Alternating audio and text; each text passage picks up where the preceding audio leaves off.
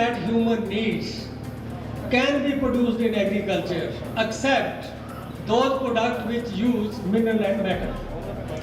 कि हर चीज जो आदमी को चाहिए केवल उन चीजों को छोड़कर जिनमें खनिज या धातु होती है, वो सब चीजें एग्रीकल्चर में पैदा की जा सकती है।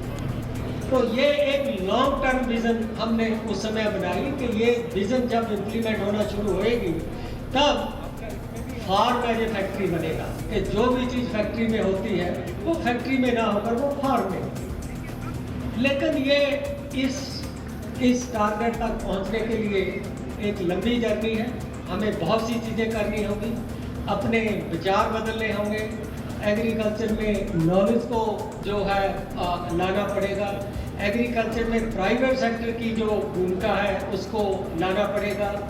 लेकिन यदि हमारा एटीट्यूड यही रहा नहीं, प्राइवेट सेक्टर तो एक्सप्लॉइटर होता है, हम नहीं जाएंगे, हमें यदि साइलोज आपने अडानी से बना लिया, हम उसमें नहीं अपना प्रोड्यूस लेकर जाएंगे क्योंकि ये अडानी का है। मंडी में भले ही हमें 3 दिन रात को सारी रात जागना पड़े कि वहाँ इतनी देर तक बोली नहीं लगती, लेकिन अडानी के हम नहीं लेकर जाएंगे, ये है वो है।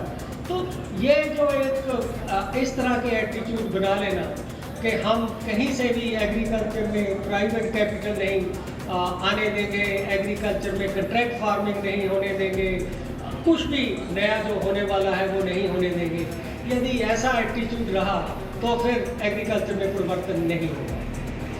मैंने पीछे फिर एक पेपर छापा है कि जिन स्टेट्स में एग्रीकल्चर के प्रति थोड़ा सा खुलापन है वहाँ पर एग्रीकल्चर की ग्रोथ सालाना इंडस्ट्री से भी कहीं ज़्यादा है, 7% है।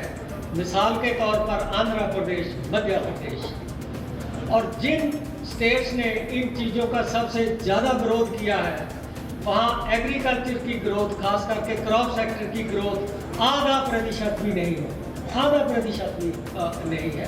तो एक खुले विचार से कि हमें कैसे इन्वेस्टमेंट को एग्रीकल्चर में लाना है, कैसे मॉडर्न कैपिटल को लाना है, कैसे ज्ञान को लाना है, जब ये सब चीज़ें एग्रीकल्चर में आएंगी तो आप देखोगे कि आज तो हम मिलियनर फार्मर की बात कर रहे हैं, शायद उस तरह की परिस्थिति होने से हर एक फार्मर ही मिलियनर होगा और डोमिनिक साहब को शायद बिलियनर फार्मर की ओर।